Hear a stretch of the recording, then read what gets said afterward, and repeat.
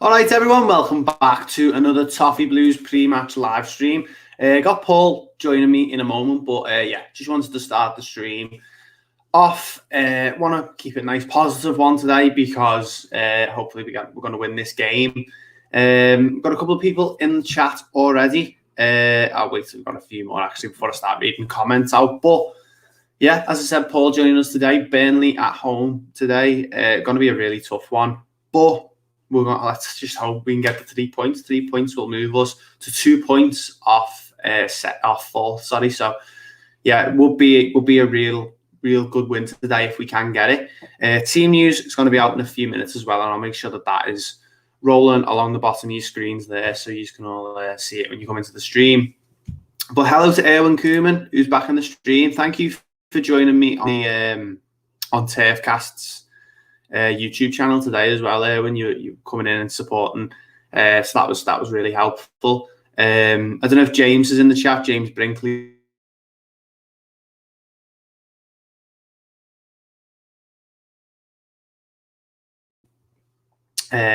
Hopefully the connection's okay. If it's a bit choppy, it might even out. But I hope so anyway. Jake Abbott says 2-0 Everton. What's everyone else saying?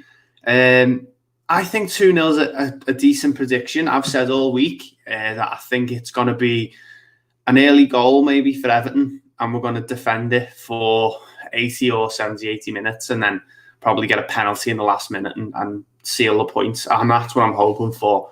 Carl Molyneux says 4-0. Very, very optimistic from him. I want an easy game for the change. I'd like to see one, because I feel like every single time I watch Everton recently, it's always like you're always holding on. You always can't wait for the referee to blow the whistle. So yeah, I'm hoping that it's going to be a nice, easy one today. Hopefully not too much trouble. I'm going to be doing the post match as well. So yeah, make sure you tune in after the game. Hopefully we're talking about a win. But yeah, I'll be hosting the post match on the channel as well. Jake Abbott says, yeah, that would be good to watch. I am hoping that this one is a good one, a nice, easy one. I feel like all I've done for the past few days is talk about this game. We did the preview for our channel, which is over on YouTube now. You can go and watch it with me, James, and Tom as well. Thanks to Tom for coming on. He was really good.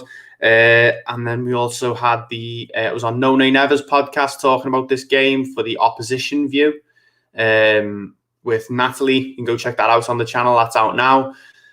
And today I was on Turfcast's YouTube channel live. So that was really fun. We were live for about 40 minutes there, and we were chatting. As I said, Erwin Koeman, James was in the chat as well. So thank you all for coming over and supporting me over on their channel. It's really good as well. You know, you go over to those other channels and it's always a fan base that you don't really know. And then to have people coming over and supporting you and giving representing Everton and representing Toffee Blues in the chat, it's always handy. Carl Molyneux says, hopefully you're right. I think he's responding to Erwin there, who says King to start. I think he will. I think Carlo made it obvious in the press conference that he was looking at playing him on the right or on the left. So if it is like what Tom said on the preview, and it is a 4-4-2, and it is like that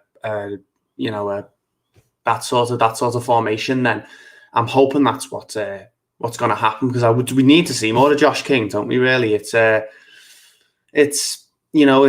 he's come in January. He hasn't really had much game time yet, so it would be nice to see him get a start under his belt. But as always in the pre-match, guys, leave all your comments for players who've played for both Burnley and Everton, and that will be good. We can read some of those out in the chat as we're going. But make sure you're sharing the link around to the stream. We'll get a few more people in. We're going to be live for about an hour until kickoff, as always with the pre-matches. So yeah, it's be good to get it out, get as many people as we can in. And the team news is out. I'll put it up on your screens, but I'll read it out to you first before anything. The team is Pickford in goal, Holgate, Michael Keane, Ben Godfrey, Luca Dean, who's captain in the side today, Alan, Gomez and Davies in the middle, with Iwobi, Richarlison and Calvert-Lewin as the front three. I'm hoping that's Iwobi in the number 10 role, because obviously there's been a big thing about it this week, hasn't there, about Iwobi playing number 10, and hopefully that's the case today, because I do want to see him play there and see if he can, put his money where his mouth is, per se. So it would be good to see him in that position. Got Paul joining us as well. Hiya, mate. You okay? All right, mate. Yeah, can you hear me? Yeah, I can hear you sound. Yeah, you seen the team, mate? I'm just a second getting it up on my screen. Dine, captain, Allen, Gomez, Davis, Iwobi, Richarlison, and Calvert-Lewin. It looks like a diamond, doesn't it, with Iwobi in the number 10 and behind Richarlison and Calvert-Lewin. Yeah, I'm hoping that's it anyway, because we've been quite good with that diamond, haven't we? We were pretty good against Southampton with it, so hoping that's the case. But yeah, you happy with that? Yeah, it should be enough to beat Burnley. I'm glad that we're playing Richarlison and Calvert-Lewin up top, because I want the pair of them to score in the same game. I can't remember the last time that happened, with both of them scored together in the one game. And Burnley are solid, aren't they? They're really well organised. But if we played one player up on his own with two wide forwards either side of him, I just don't think a 4-3-3 would be the best way to go. I think it's easy for a player to get isolated against Burnley's back line. So the more players you've got focused centrally, then I think the better it's going to be. Yeah, there's no Josh King. He's on the bench, as Erwin Koeman said there. That's a bit, I don't know. A lot of people were hoping they were going to see him today. What do you think of that? Because it looks, like you said, it's going to be more of a diamond rather than wide players in. But he's always there if we need to change it. As Carlo said in his press conference, he does think he's capable of playing on the right. Yeah, I suppose so. I think since we brought King in and the fact that he hasn't started, I think that tells us that Richarlison's long-term position is going to be as a striker. He doesn't see Richarlison being a wide player with King being the backup to Calvert-Lewin. It's going to be 4-4-2 with Richarlison and Calvert-Lewin together, or if it's just one of them, it's going to be either one of those two who are the first choice, and King literally is just the reserve player, the one we throw off the bench with 10 minutes left if we need a goal, or if we just need to see out time, or if we've got a midweek game in the Cup, or maybe hopefully the Europa League next season. Just a player who you throw in just to save the minutes on the legs of the preferred choices. So I hope we see King at some point today, because I did like what I saw of him when he came on against Chelsea, when he got a good 20 minutes at least to show what he could do, and he looked sharp and impressive. So hopefully we get the result that we want to get today, or where things are going so well and the score line's good and we're comfortable in possession that we feel we can throw them on and give them a proper run out. Yeah, a couple of people have been saying that in the chat, that we're due a nice, comfortable game, aren't we? I think the only thing we've had close to it was Brighton, and we still sort of were a bit shaky in that game at home when we won 4-2. Erwin Koeman says happy with the team, they'll go out there and win it. Yeah, simple as. I'm happy with that team as well. I'm glad Davis is playing. I'm glad Allen and Davis are playing together. Not too sure about Gomez. He was rubbish against Chelsea, but I think that's probably the best team we could have put out at the moment. Yeah, Paul, I understand. It's the substitutes bench, although it's got, sorry to interrupt you, the substitute bench, even though it has got two goalkeepers on again, is not as bad as it has been. I mean, I understand Gomez starting over Sigurdsson, because if you're not going to put Sigurdsson in the number 10 position, then there's no point having him on the pitch, as far as I'm concerned. Sigurdsson can't play deeper. We've seen enough of that. He's had enough horror shows in that position. And as strictly as a number 8 type midfielder, he's blown out and cold whenever we've played him in that role. But now that we've got Alan back, we don't need to play Sigurdsson there. So if you're not going to play Sigurdsson behind a striker, then there's really no place for him in the first 11, as far as I'm concerned. So I understand why he's dropped out. Yeah, I put a comment in our group chat earlier, Paul, about Sigurdsson's only benefits to his game really are the odd pass through when he's playing number 10, or a penalty or something like that, and maybe to keep hold of the ball if you're winning. So I'm glad Gomez is in there playing. I'm guessing it'll be one deep midfielder with the two centre midfielders either side of them. That'll be Davis and Gomez. And then Iwobi in number 10. He's obviously listened to Alex Iwobi's tweet, his Instagram post earlier on this week, Paul.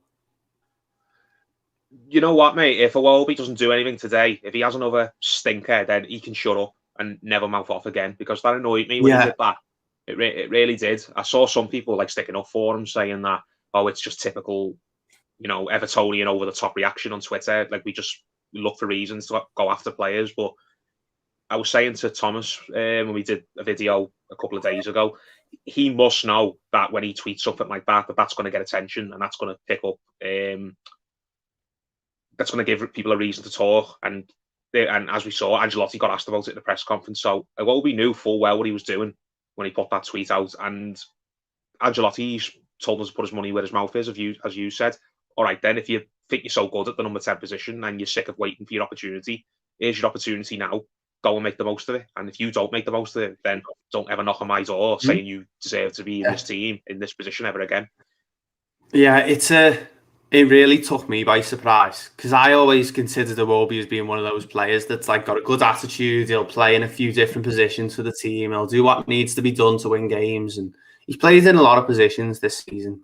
And to be fair to him, he believes they're not his right position. But then again, being said, if Carlo Ancelotti is asking me to play in a few different positions and I'm earning all that money playing for Everton Football Club, I'm not going to complain. I think footballers nowadays, Paul, are too obsessed with their stats and goal contributions and stuff like that. And that's obviously what he wants. But for me, Alex Iwobi does a decent job when he's in the team, in the right team. You know what I mean? And he has had a few stinkers, but if there's a role for him, and I always say he is a real utility player, isn't he? He'll play in a few different positions, but if he has to put his money where his mouth is today, he's put unnecessary pressure on himself, in my opinion. He should have gone into Ancelotti's office and gone, all right, listen, I'd really enjoy it if I could play number 10 for the game against Burnley. If you put me in there behind the two strikers and let me really show you what I believe my best position is. But spitting his dummy out and putting posts on Instagram like that, it really isn't on. And he needs to have a good game today, and I'm nervous for him, because this could make or break his Everton career today for me, because if he has a bad game today, fans will just turn on him. I'm not nervous for him, mate. He's brought it on himself at the end of the day, and I don't agree with what you said then. I mean, I get what you mean when you said he's a utility player. I wouldn't describe him as a utility player, because we've played him in a lot of different positions, and he's not been very good in most of them. So you say he's a utility player where he can come in and have a use. He hasn't been useful in most of the games he's played in. Yeah, but I think we need them sort of players, and who else is going to do that? Do you know what I mean? Like, we need those sort of players.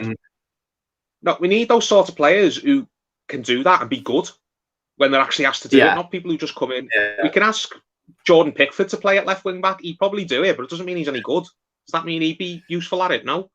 It's annoying. Yeah, it's like Balassi. It's like Balassi, mate, when Balassi was mouthing off a couple of months ago on Twitter constantly like a teenage girl.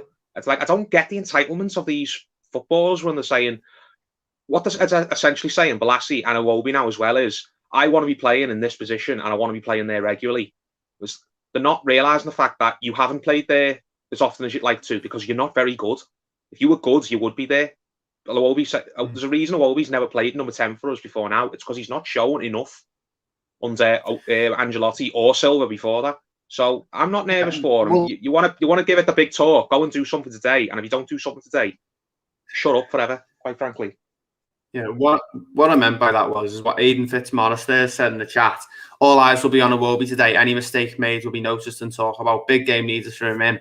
What I mean is, I would not want to be Alex Iwobi going into this game today, because I just don't know if I could handle that pressure of, right, I've said that this is my position. I'm coming out and playing it. I need to play my absolute best. I need to have a worldie here, or Evertonians are just going to go, well, you've disrespected the manager by doing that.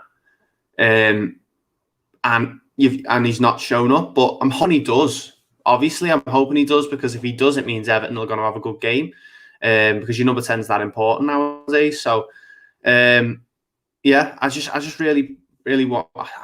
I want him to do well. I want all Everton players to do well, but similar to what there has said in the chat, what I don't agree with is why he had to go public with it. Surely he could have just chatted to Carlo. Now he's put himself in a bad position where he has to perform. It's simple as, yeah, that's it. You wouldn't do that, would you? Do you know what I mean? It's, if you've got a problem, Carlo doesn't seem like, he seems like a decent, it's not like Koeman, where if you went to Koeman, you just know Koeman wasn't going to listen to you, Paul. You just know, if you went to Koeman and asked to play number 10, you get your locker taken away from you. But he's gone and he's put himself under this unnecessary pressure to perform today, and he's got to, and I hope he does. I really hope he does, because we definitely need a player that's going to just perform, and he's going to perform in that number 10 role when James isn't there, or when Sigurdsson's not playing, because that's Sigurdsson's only position really. But all eyes are going to be on him. He's put unnecessary pressure on himself, and now he has to perform better. But Burnley, anyway, Paul, I've spoke to quite a few Burnley supporters in the week, and yeah, I think they've got a good chance of coming to Goodison and getting something today. What do you think? They should have a good chance. I mean, of course they can. Football's not played on paper, is it? Top trumps. But Burnley, man for man, even without players like Takore, shouldn't be getting near us at Goodison. They really shouldn't. There's a reason that they're down the bottom. And if we don't win today, it will be just as bad a results as the likes of Newcastle was, and the likes of the other I can't remember who we lost to at home before Newcastle. Was it Fulham, or was it after Newcastle? Yeah. No, it was, you know what I'm saying? Fulham after Newcastle, wasn't it? If we don't beat Burnley today, that'll be right up there with Fulham and Newcastle as in terrible results for the season. We've got to be winning these games at home against sides who don't have many players who can hurt you. Their only thing they can hang their hat on is that they're really well organised and that the manager's quite shrewd. If they can come to Goodison and get something against us, then we can forget about getting the likes of the top four and probably have a serious rethink about whether we can get top six. Because if you want to where we're talking about getting to, even when you haven't got your full strength team out, you should be beating the likes of Burnley, who are always in relegation battles when you're playing them at Goodison. And you've had a lot of time to prepare for it, because it's not like we're playing every 3 days, is it? I know we had the game against Chelsea a couple of days ago, but overall, over the past 2 weeks, we've not played an awful lot of football, so the players should be fully rested. Yeah, that's what, we had the rest, after the derby and between Southampton and Chelsea and that. But I'll read Burnley's team out here, because I think it's, apart from Charlie Taylor, who's missing out at left back, it's pretty much a full strength Burnley team. It's Pope, Lowton starts at right back, Tarkowski, me, and Peters make up the back four. Dwight McNeil, Westwood, Brownhill, and Goodmanson in midfield with Chris Wood and Mate Vidra. So there's definitely players who can hurt us in that team. I don't like playing against Chris Wood, and I don't like playing against Mate Vidra, but I've got faith that Ben Godfrey and Michael Keane should be able to handle two of them. Obviously, Michael Keane playing against his former club today, Paul. How do you feel with going into the defence today? Because it's Holgate, isn't it? And again, in at right back, who, he flatters to deceive, doesn't he? At right back. Yeah, right back's not his position, but he does a job there when he's asked to, and he does a job there better than Iwobi did when he was asked to play right wing back. And he's not mouthing off, is he? Saying I should be playing at centre mid and my centre back is my favourite position. So I've got no problem with Holgate playing at right back, because I still subscribe to this theory that I don't think Seamus Coleman's got much to offer anymore. I think he's very much on the way down, but that's another video, isn't it? Because I know people do disagree on that. So I'm happy with the team we put out. I really am. I think that should be enough. 4-4-2. No, I want to see Calvert-Lewin get a goal, because he's not had one in a while. And as you said, I want Alex Iwobi to justify all his mouthing off on social media, because if he doesn't, then I'd part company with him in the summer, because I don't want players who have got this entitlement attitude. And that's what he summed himself up as having for me. So come on, Alex, put up or shut up. You can make yourself look great to make me and everyone else is having a go at you like a fool. I'd love nothing more than that. But if you don't do that, then I don't know where you go from here. Yeah, and we can talk all day about him, really, can't we? And everyone's got their opinion on it. We'll put it down for now, just to, a lack of concentration from him and a silly thing he did in the heat of the moment. And we'll just go into it. Let's go into today with a clean slate and hope that he puts in the performance that he has to. But there definitely will be people slating him if he doesn't, because in his preferred position against opposition there's much tougher opposition to play against in this league. He definitely has to show up 100%. But I do agree with you in the way, Paul, that you said Coleman doesn't have too much to offer anymore. No one's spoken about it a lot on the channel, haven't we, about Coleman and stuff like that. But after seeing his performance in the derby, I do believe in a certain system, maybe with extra coverage at the back. He is a better player going forward than Holgate, in my opinion, anyway. Because Holgate's just, I don't know, as we said, it's not his position. But Carlo's obviously, he's got faith in that midfield, hasn't he? That diamond formation with the back four. So, but it just shows really, Paul, how much we need a right back. Yeah.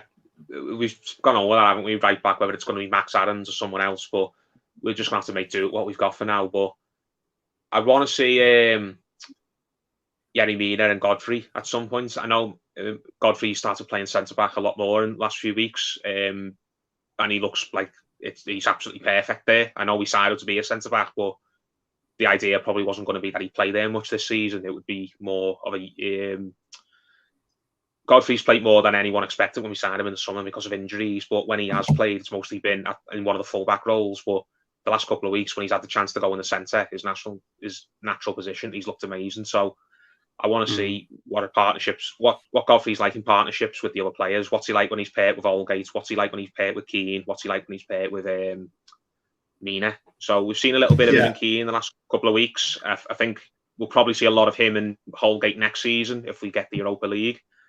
And between now and the end of the season, I'd like to see Mina come back in because he was playing really well before he picked up his injury against City. So I want to see a bit of Keane and Godfrey as well. So I'm really happy with that defence. I think we should absolutely be keeping a clean sheet today. Maybe Luca Dean getting an assist as well because he's got while we're playing in the number 10, will probably come out wide when he needs to just to pick up the ball and let the runners get in behind. So hopefully the fullbacks, especially Dean, can get up the pitch a bit more and not have to just sit in his own half. Mm-hmm. I can see plenty of goals. What I'm trying to say is I can see us getting, or I think we should be getting goals in this game. I'd be happy with any type of win, but I really think that we've got the players on the pitch who can go out and fill the boots today. Yeah, I really, really hope so. And I'd love to see Mina's back on the bench today, for anyone who doesn't know, which is good because I love Yerry Mina. He's one of my favourite Everton players. I really like the guy. I think he just does the easy stuff well. And he's a really, really good underrated centre-back, in my opinion. I think he doesn't get enough credit anywhere near enough because he's very, very solid. Cam is in the chat. You can see there, the Mighty Blues. Go check out Cam's channel. He does a lot for us. And he's got a very good Everton channel of himself. Over on YouTube, so go check them out. He says, all right, fellas, big game for Iwobi if he's in the 10. Yeah, Cam, we've mentioned it. It's a massive game for him personally, and the pressure that he's put on himself, and the how important it is that he doesn't have a stinker today because he absolutely needs a good game.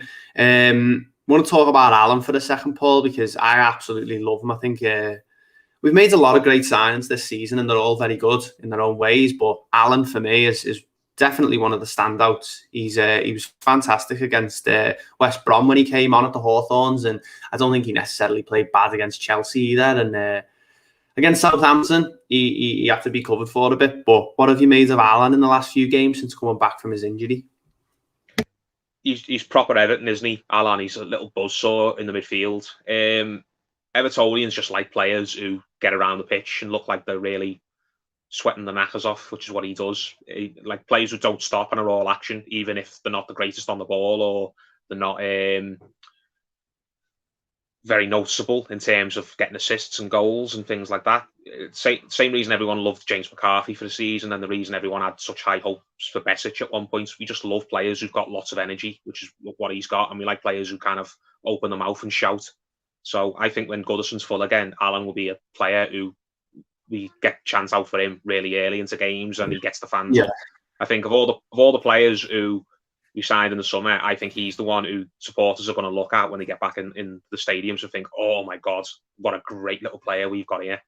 because, as you just mentioned then, he's got all the characteristics that Evertonians love, doesn't he? So even in games where he's maybe off the boil, he's still very noticeable. You see the likes of Gomez and Rodriguez, for all their skill on the when they're on the ball and picking passes, they can have these games where they're sort of stuck on the periphery, and it's easy to forget that they're there. Whereas players like Alan, who are right in the middle of the engine room in the number 6, you're always going to notice them, aren't you? And that's what Evertonians like. So I really like Alan. I'm made up he's fit again. When he got injured, I was absolutely gutted. I thought we'd be without him for a long time, because it looked like that was a nasty one. I think it was away at Leicester, wasn't he, when he pulled up with his hamstring? I thought, oh God, he's done a Fabian Delph there. God knows when we're going to see him again, but he's managed to get himself back fit, and I think he is absolutely massive if we're going to achieve something the rest of this season, whether it's winning the cup or getting into Europe. I think he's pivotal to that. Yeah, I think he's not just like a little aggressive little tackler in midfield. I think you mentioned like Besic and McCarthy there. I think he's got all the ability of Besic and McCarthy 10 times over. Like I don't think either of them are anywhere near as good as him, as Alan. I was during that Martinez season, I did like McCarthy, but I was always a massive fan of Gareth Barry next to him. And I think I don't want this to turn into the James McCarthy show, but he was unlucky with his injuries, wasn't he, at Everton? But same old Everton in the chat. He says, hello, lads. Hello, go check him out as well. Same old Everton. Let me know all of your predictions in the chat as well. We'll read through as many as we can.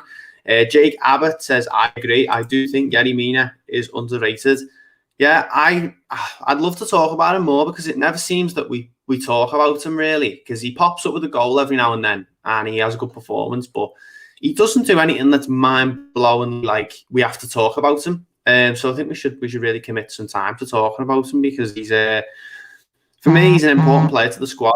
And I think he's more of a massive influence in the dressing room as well. You get that impression from him when you see it, like the videos of him on social media and stuff like that. He just seems like a brilliant player to have around the club. You see Dan Toffee as well on Twitter, always posting pictures in the gym and stuff. But no, I absolutely love the guy. Yerry Mina, I think he's fantastic, and he is underrated as hell. I think he's a proper good Everton centre-back. And I remember when we signed him, he didn't really get much playing time in his first season because Zuma was there, and I was gutted. He had injuries as well when we first signed him. I think he came back off the World Cup with like a toe problem. And when he did get fit again, Zuma was playing really well, and Michael Keane is a good run of form. So I think in his first season, he only played like 13, 14 games, which is not much at all when you consider the money we spent on him and the attention it got. Because I remember Brands saying that when he first got to the club, that him and Mashiri went round to Bill Kenwright's house to watch England versus Colombia in the World Cup, and they were watching it specifically for Yerry Mina. Yeah, Yerry Mina was the player that they were focusing on, and when he scored that late equaliser, they thought, oh, now that's just added 10 million onto his value, that now, because he's going to be in all the papers. Yeah. But I like Yerry Mina as well. He's a bit like Jordan Pickford in the sense that you can say he's a bit erratic. Obviously, no way near to the extent that Pickford is, but he kind of has these hot and cold moments, doesn't he? Where he was really poor in the first few weeks of the season when he was back healing to Mo Salah in the Goodison derby and just losing concentration at pivotal moments. But he seems like he's really picked up again, and it's a good run of form. And I used to think that him and Keane were a disaster of a partnership. I thought they were too slow, and they both wanted to do the same thing. But they proved me wrong. They had a good run together and put together some really good clean sheets.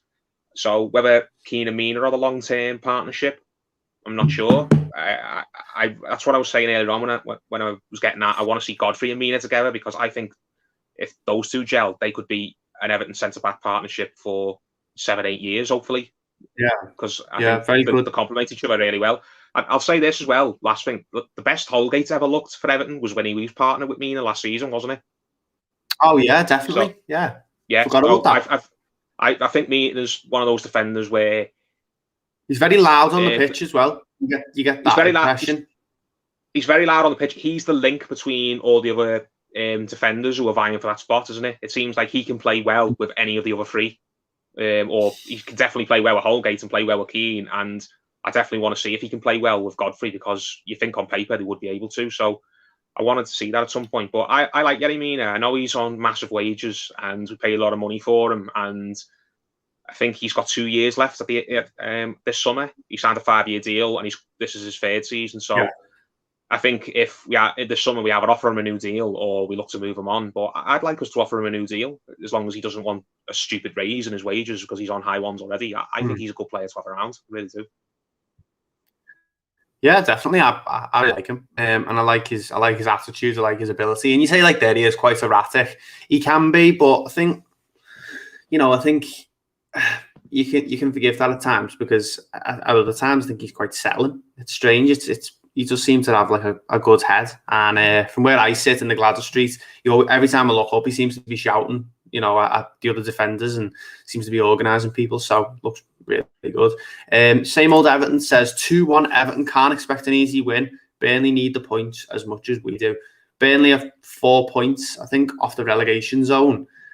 So this is an important game for both sides, Paul, isn't it? Yeah, well, I've been looking up because I had Crystal Palace and West Brom on my telly, and that's just finished 1-0. Yeah, Big Sam's he's definitely not sticking around there, mate. No. And Newcastle got a point last night, so I think Burnley, if they were to get something today, it would go a long way between getting them out of that relegation battle because the bottom two are decided. West Brom and Sheffield are gone. It's a battle for who's going to be the third team to drop out now, and it's between Fulham, Newcastle, Brighton, and probably Burnley. But I think if Burnley can get... How many points are Burnley on? I think 36, 37 points would probably mean you're safe this season, wouldn't it? I'll just check for a second. Yeah, I think you're not going to need 40 points to stay up, but you are going to need 35, 36, and so Burnley at the moment are on 30 points. They're 2 points ahead of Newcastle, and of course they're 4 points off the relegation zone. It looks like West Brom and Sheffield United are definitely 100% going to be relegated. Those two aren't going to stay up. There's not going to be any sort of drama with them. But I would be looking out for Brighton. Brighton have got a game in hand on Fulham and Newcastle. Not sure who that is, but they're level on points with Fulham in 18th, 2 behind Newcastle and 4 behind Burnley. I think the likes of Southampton probably will just about be safe. And Wolves, I think, are safe. They're on 35 now. So, yeah, I think it's between those three, Burnley, Newcastle and Brighton, and obviously Fulham. But I can't see Burnley going down myself. I think they've got enough to stay up, in my opinion, anyway. And I think they're not as bad as Newcastle or Brighton, Paul. Well, yeah, as I was saying, I think 35 points will probably be enough for you this year. And Burnley are on 30. So, yeah, another 5 or 6 and they'll be okay because I don't see Fulham or Newcastle getting 10 points between now and the end of the season. I mean, you never know. Maybe they could go on a run. Fulham look like they've got goals and they can pull out the odd big result. But Newcastle, I think Newcastle are a sinking ship, aren't they? If they don't go this season, then they'll probably go next season. Brighton, I think they do a lot right, but they just lack a goal scorer, don't they? And I do think some of the praise that they get from neutrals is well over the top. So unless Brighton sort themselves out, they're going to be right up amongst it. They're going to be right in it next season. Southampton, I don't like them. Not that I don't mean I dislike them for any particular reason. I don't like Hasenhüttl. I don't like Hasenhüttl, and I just don't think Southampton are anywhere near this hipster team that people try to paint them as. I think they've done well. They've got enough points in the first half of the season to be okay. They were top at one point, weren't they? But again, I think unless they make massive changes in the summer, then they're going to be banging trouble again next season because when you look at them from the outside, it just looks like they're only going to go one way long term if they carry on doing what they're doing. So, yeah, this year it's between Fulham, Brighton, Newcastle, and probably Burnley but of those 4 teams, Burnley are a team that you'd absolutely put your money on to definitely be okay because they've got the manager who's been there and done it, knows his way around the Premier League. They've got battlers in the team who will dig deep and you trust them to pull out a win or 2 here or there, wouldn't you? So they're on 30 points. They get to 35, 36, then they can just spend the rest of the season with the flip-flops on, I think. So they'll be looking at today's game thinking, right, if we get a big result here today, then that takes a load of pressure off us for the next month or so. If we get a big result today, then we don't need another big result for another 3 or 4 weeks. Yeah. Just before we carry on talking about that, because I do want to talk a bit about it. Cam says, thanks very much. And I think we've got arrangements for me to go on his Park End podcast as well next week. So that should be pretty fun. Cam, if you're still in the chat, just let me know if we're still all right for that, mate. John Quinn says 3-4-3 or 4-3-3, or is it the diamond? Me and Paul think it's the diamond. There's no width in there for it to be a 4-3-3. I don't want to see a Wobie out wide again. And I don't want to see Richarlison out wide again personally, but we think it's the diamond, don't we, Paul? Yeah, I think it's the 4-1-2-1-2. I think it'll be Davis who sits in front of the back four, and it'll be Allen who kind of gets up and down in the Decore position. Yeah, because Davis has looked really good, dropping deep, just taking the ball off the centre arse and then just knocking it round with the players in front of him, just doing a really simple but effective job. Whereas I think Allen has got the energy and the nous to get up and down the pitch as more of a number 8. Davis has tried that over the past couple of years and hasn't really managed it, has he? So, no, yeah, good analysis of that, Paul. Because I don't know where they could play, and he said that about Allen. Does have the nous to get up and down the pitch, doesn't he? So yeah, could be an interesting to see where they will end up. Man United Herbert, just before we go on to it, do you reckon Gordon will be loaned next season? I'm not. I know he's been playing pretty decently for Preston, but I'm not too sure what Carlo's plans with him are going to be. You got any ideas? Do you think, Paul, that he'll be loaned out next season? It depends on what's happening with the likes of Iwobi, doesn't it? As I said, if Iwobi does nothing between now and the end of the season, the likes of Bernard and players like that, and Bernard, I think, is nailed on to go. I think he would have went in the January if that Saudi club hadn't bottled it at the last minute and pulled out. But it's obvious, basically, that Bernard's surplus to requirements, so he'll go for the first half-decent offer we get.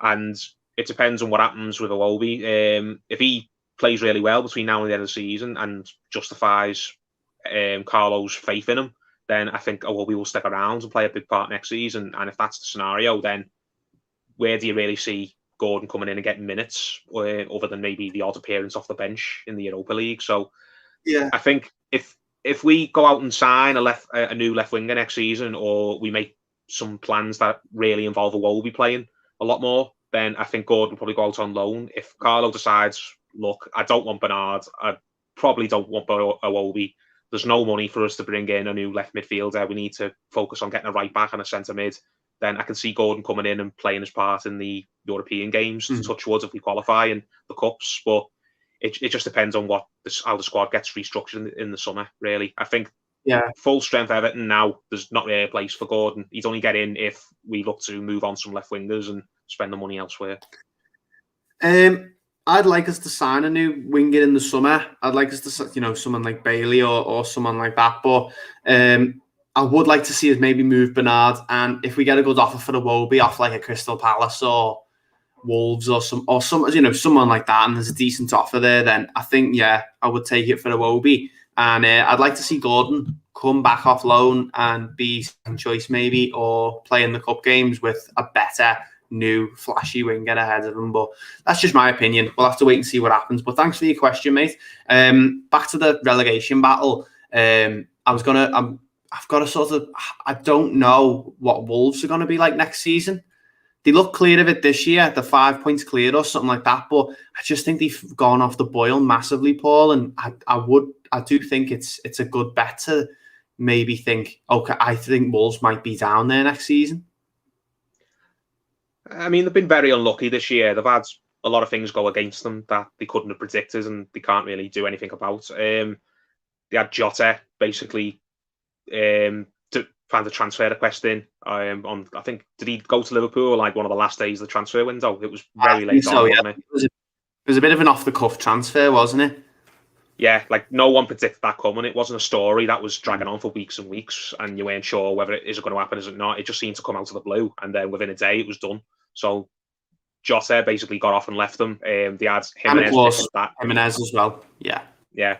Jimenez picked up that nasty injury, and imagine if we didn't have Calvert-Lewin all season, we'd be no way near where we are in the league. We'd be right down there, not right down there as in like in any relegation trouble, but we'd probably be in the bottom half of the table without Calvert-Lewin. So because he's just as important to Wolves as Calvert-Lewin is to us. So I think as long as Nuno doesn't go somewhere else in the summer, that Wolves will be all right. They've come up, they've consolidated, they've had a couple of adventures in the Europa League. That's probably as good as it's going to get for them until they start really investing and spending some big money on bringing new players in. I think Wolves under Nuno, with the current squad they've got, kind of hit their ceiling a little bit.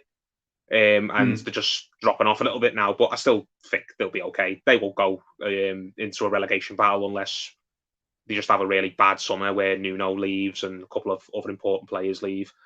One player I've been really disappointed in with them is that Traore. Like, he looked like the brightest thing in the Premier League for a couple of months, didn't he? But rumours about him going to like United and City, wasn't there? And he sort of just fell off massively. Do you know what I mean?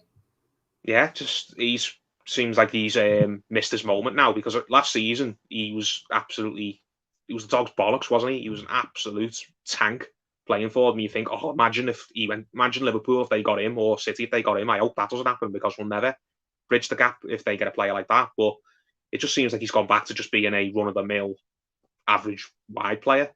So maybe he'd be better if he got a move somewhere else and got a fresh manager and played with better players. You don't know, but I just think there's a lot of things that have contributed to Wolves not being as good this season. Jimenez's injury, Jota leaving, and Traore just really falling off a cliff performance-wise. But no, Wolves are a solid team. They won't go down for me or be in any trouble of going down unless something crazy happens.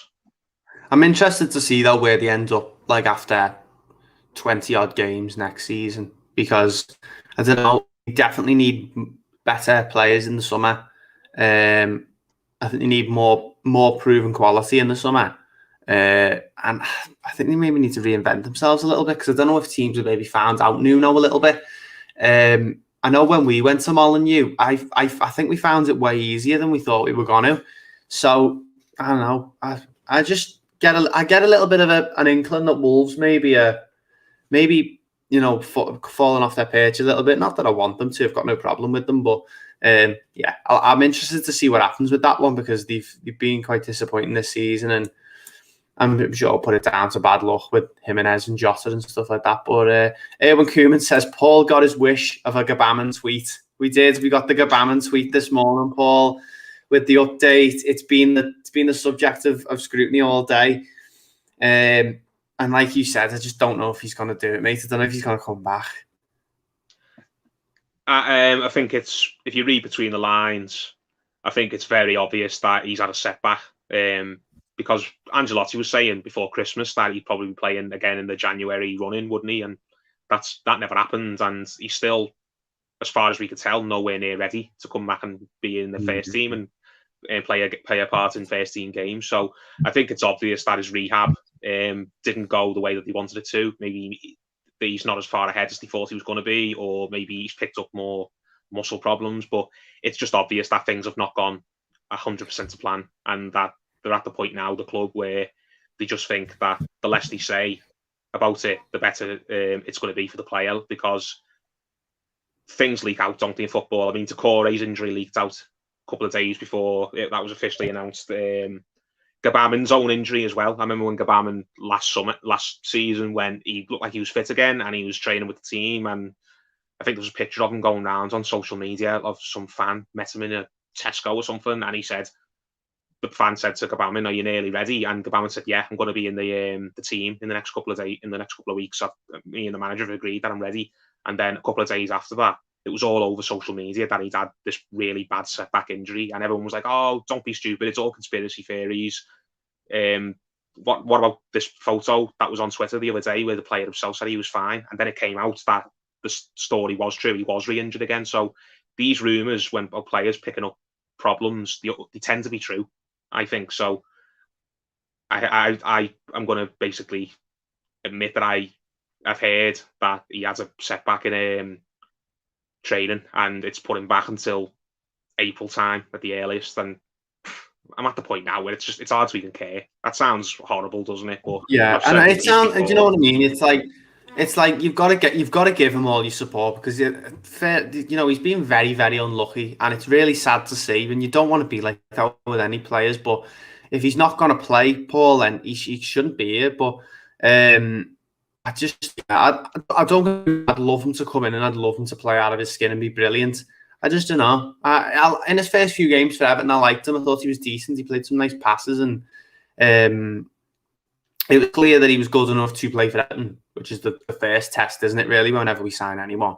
And then he obviously got his injury, and there's been just nothing from him since. So we spoke a lot about him, and he's sort of an enigma now, and I'd love him to come back. I'd love him to be brilliant. I just don't know if it's going to happen this season, even though they've said, even though they say it just makes you, I don't know, you're a bit wary to really say anything, make any claims about when he's going to be back. I think we've just got to wait and see, really, haven't we? But hopefully Carlo and Brands know what's going on.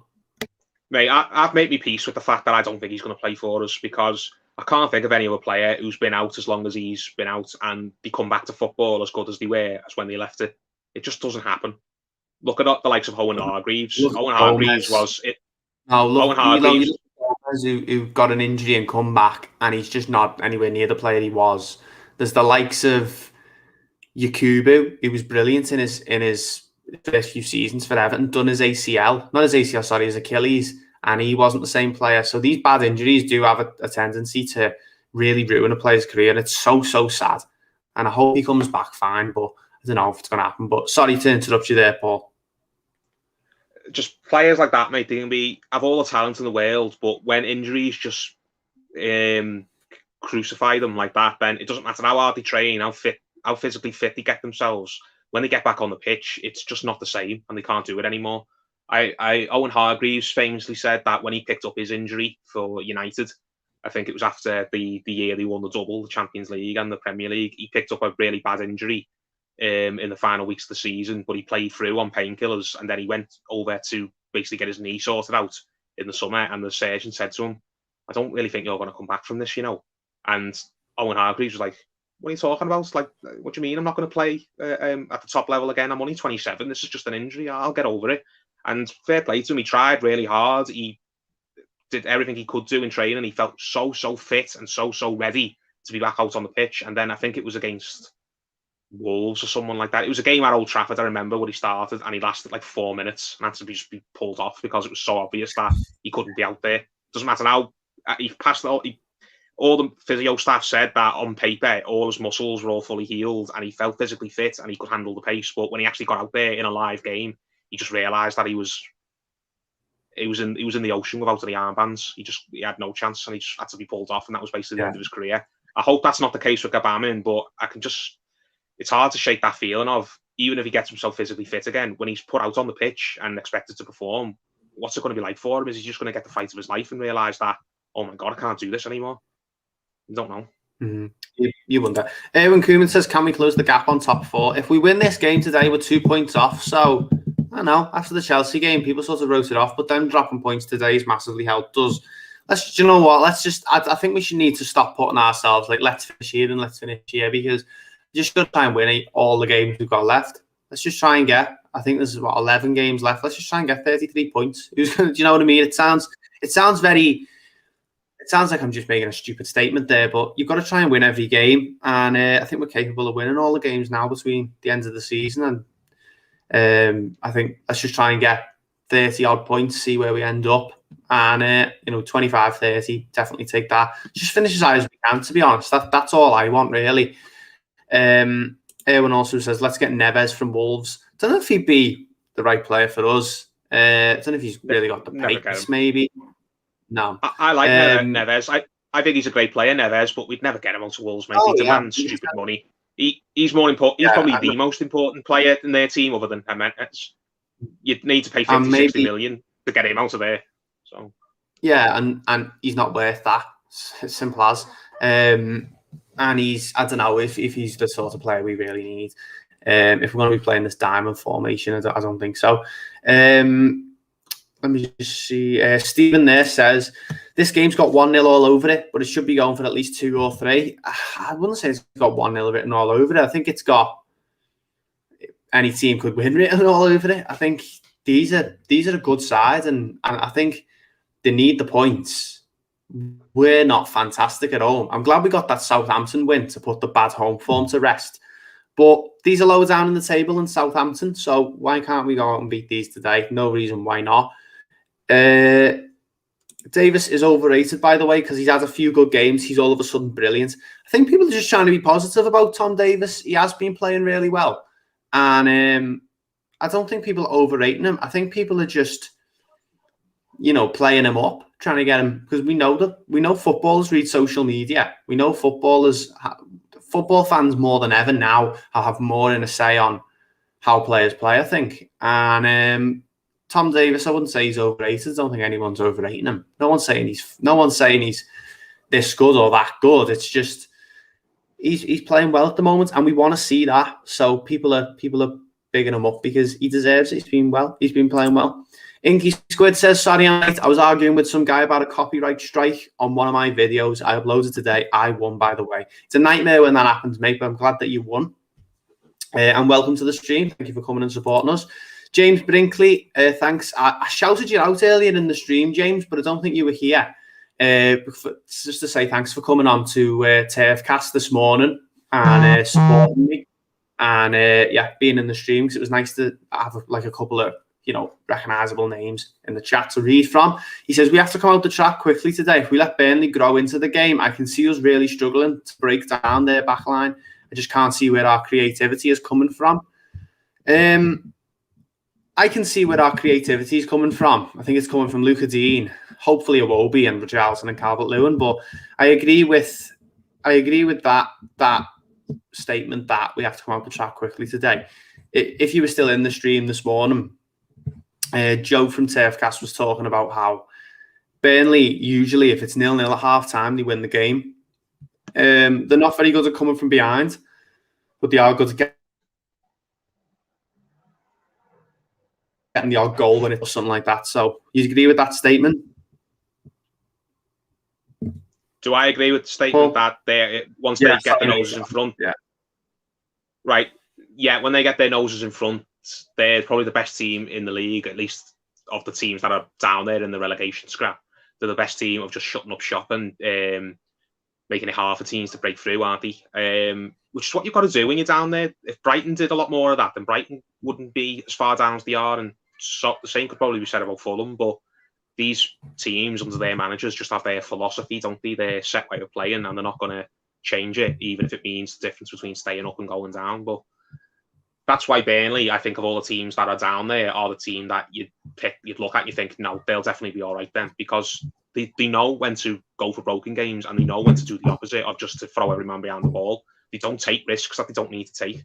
They just get a goal. They get they get what they want out of a game, or they go for what they want out of a game. And as soon as they think they've got it, they're just happy to just play out time any way they possibly can, which is really good. So, yeah, I think if we get an early goal here, that will settle everyone's nerves and it'll be really good for us. I think if Burnley can get to maybe half-time without conceding, then I think Burnley will come out for the second half thinking that they've really got a chance here. I think Dyche will be absolutely over the moon if they can keep us out for the first half. He'll pull his players into the changing room and say, right, we've got these right where we want them here. These are going to get frustrated now.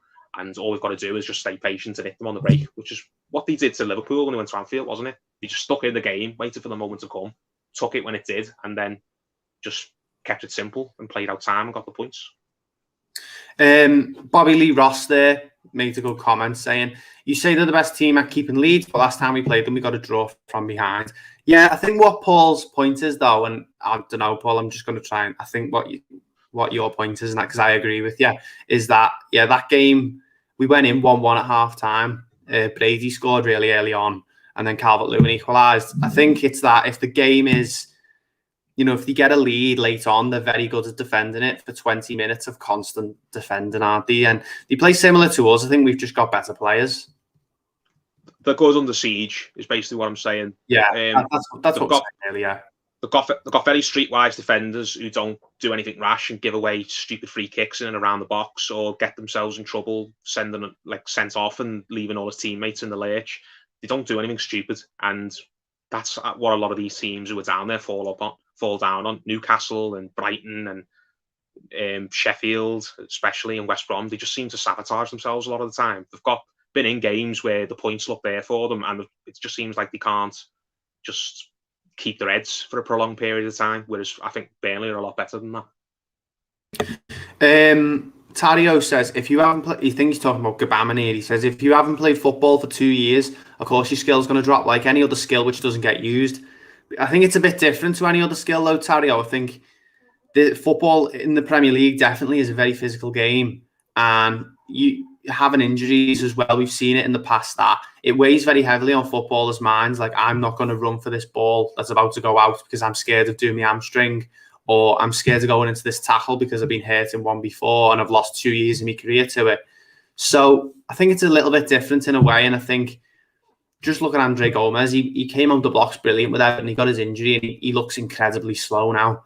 So it does have more of an effect on. And I agree with you in the fact that you can be rusty, but I think there is everlasting effects to football injuries, definitely. And I think let's just hope that's not what's going to happen with Gabamon.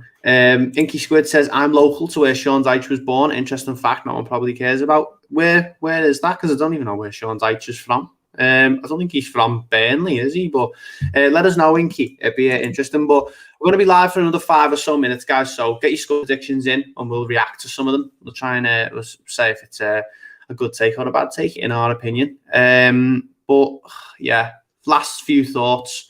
Paul, about he was born in Kettering. Okay, cool. Kettering. I'm not sure where that is. Paul, I don't know if you do.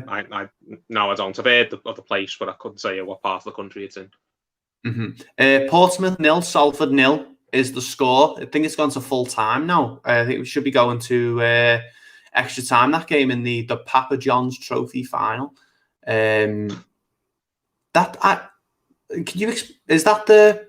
I'm not sure because it's just come up there on Sunderland Tranmere as well. How is there 2 finals? One's the Checker Trade, isn't it? Or it used to be called that. It's basically a cup for. Oh yeah, different competition. Yeah, one of them's a cup for the League One and League Two, and I think the other one is the FA Trophy, which that's for what, League Two and Conference or something. I think. Yeah, I don't follow the lower leagues, admittedly. Yeah, interesting. All these new trophies are coming out with. Let's see what a couple of people say. 3-1 Burnley. Reason I'm saying 3-1 is because of how slow our midfield is. Yeah, I think it was Josh Brown, Hill, and Westwood playing in midfield, and they're two. They're not two really slow players. So yeah, I can see where you're coming from there. I'm near there. Won't say where I live for obvious reasons, but it's in Northamptonshire. Thank you. I'll keep that in mind. Be a good pub quiz question. Where was Sean Dyche born? James Vaughan's Tranmere versus Sunderland. Unfortunately, our mate Vaughan is injured for the game. Yeah, he's had an interview on the channel, I think, if I remember correctly. So go and check that out on the channel. It's Tranmere versus Sunderland tomorrow. Don't know who I'll be rooting for because I do like Sunderland. And I don't know. I don't know if I want to see Tranmere doing well. I don't know. I'm pretty indifferent towards them. So I'm going to back Sunderland for that one tomorrow. I don't know about you guys, but one of them is the 2020 final and the other is the 2021 final because I think it got cancelled last year, didn't it? Yeah, good. Yeah. Thanks, Carl. That was yeah. James there says, yeah, they are playing last year's final this year. They are both the same cup. They couldn't play it because of COVID. So whoever wins the game today is going to hold the trophy for the day. That's like... That'd be so strange, wouldn't it? Can you imagine if you're Portsmouth or Salford and you win this game today, Paul? You're the holders of the trophy technically for 2020 to 2021, but you've only actually had it for the day. You know what I mean? It wouldn't. It's not about that though. It's about lifting the trophy on the pitch, isn't it, and having the celebration with the supporters. Do you know what I mean? Yeah. It's not really a big deal. I mean, it's not like they have to give that trophy back. Like they can't be lifted on the stadium and then they don't take it with them home. They'll get given their trophy to take back and put their name on it. So I don't know. I feel like it'd put a bit of a damper on it for me. I feel like it'd be a bit like, I don't know. I feel like I'd have my party ruined there if I was if you're holding it and then all of a sudden the next day, these have won it now. Anyway, Inky Squid season. I'm going to start an 11 show. Will I need to credit you for the inspiration? I don't think so. I don't think a few people have done it. Get in touch with Toffee Blues on Twitter. They'll be able to let you know. I'm sure they'll give you some pointers as well. But yeah, the teams are just about to come out the tunnel, guys. So I hope you have enjoyed the stream. Make sure that you give all your likes to it before you leave today. Try and get as many likes as we can. But hope you have enjoyed it. Thanks to Paul for joining me. Go follow us on Twitter at Everton Newsfeed and follow me on Twitter as well. It's that's me Twitter handle. So go check us out. Of course, get on over on there. Make sure you stay tuned for the post-match after the game as well. Hopefully it's John Joe Kenny's still on the wall in the tunnel. Yeah, it's awkward. But yeah, hope you've all enjoyed it. Thank you for watching. We'll see you in the next one.